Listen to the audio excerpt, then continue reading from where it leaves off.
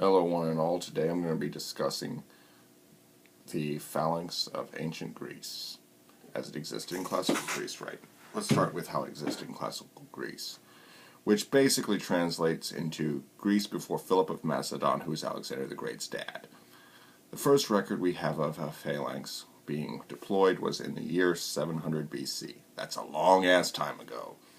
And for about 500 years it reigned supreme until the Roman legions appeared. These armies were made up of mostly hoplites, which were armed with a dory, which was a long thrusting spear, and a short sword known as a xiphos, which was about 60 centimeters or just under 24 inches long, for use as a secondary weapon. Did I mention that these hoplites were also heavily armored with with a big bronze shield and a bronze body armor all over their bodies? The whole formation was geared towards frontal assault, which was assault. Pretty much the only weakness was its flanks. These formations could only turn very slowly, and as such, cavalry or light infantry guarded the flanks. Frontal assault against these formations was suicide, unless you were in another phalanx. So in short, there were only two ways to beat a phalanx: flanking it or bringing another phalanx. It was basically a bunch of heavily armored guys with big shields and very long spears, standing side by side together and stabbing away with those said spears. Or if things got into CQB, stabbing with a sword. Now, that sounds really simple because it is. And that was the genius of it. In classic Greece, they were normally 8 men deep and could range from as few deep to as many as 32 deep, and one time it was even 50 deep. This, my friends, is the birth of unit cohesion. The most renowned hoplites in all of Greece were, of course, the Spartans, trained in the agoge starting at age 7. They were trained to be highly efficient warriors and brutal killers. However, the Spartans were not invincible, and they lost their fair share of battles. Don't believe me? Look it up. That being said, they were renowned for a reason. They didn't come up with any groundbreaking new fighting methods or tactics like the Romans did, but they were really fucking good at using the phalanx. And they may not have invented it, but they for damn sure perfected it. As you know, or at least should know, Greece consisted of city-states that didn't always get along.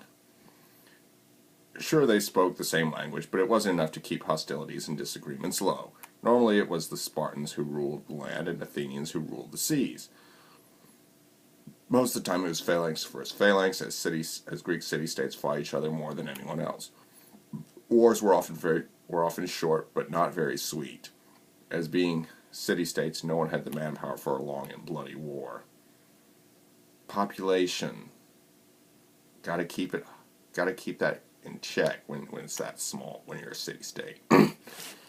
It was in 490 BC that the Greek phalanx went up against its first foreign enemy, the Persians. Although badly outnumbered, the Athenians and their allies managed to win an overwhelming victory at Marathon. The Persians already controlled vast amounts of land and peoples, yet failed to conquer little, tiny, and divided Greece. The effectiveness of the phalanx showed that unit cohesion could defeat a larger but less organized enemy. This was again shown at the Battle of Thermopylae 10 years later, when even though it resulted in a Pyrrhic victory for the Persians, it bought Greece vital time to organize their counteroffensive, which they eventually did at Plataea. This is basically where the idea of a collective Greek nation rather than city-states was born. However, Philip of Macedon solidified that idea when he united the country by force and put an end to classical Greece and brought in the beginning of the Hellenistic period. He did away with armor and created an even longer spear known as the saissa, which was about 13 to 20 feet long. Rather than 8 men deep, these phalanxes were 16 men deep, and they were badass. They didn't need armor because when the saissa kept the enemy at a distance, to prevent outflanking, he created very strong cavalry and lighter infantry units to guard them. It worked pretty well as he ended up making all of Greece, save Sparta his. He nor Alexander the Great ever tried to conquer Sparta. By the way, if there's a really cool story about as to why he didn't, neither of them ever tried to conquer Sparta, and you can look it up if you want. That's all I gotta say.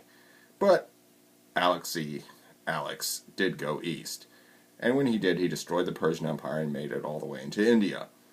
And the Macedonian Phalanx would reign supreme for generations until it came in contact with the Roman legions, who decisively defeated them in 197 BC at the Battle of, I can't pronounce that name, but anyway, Cynocephali. Yeah, Cynocephali.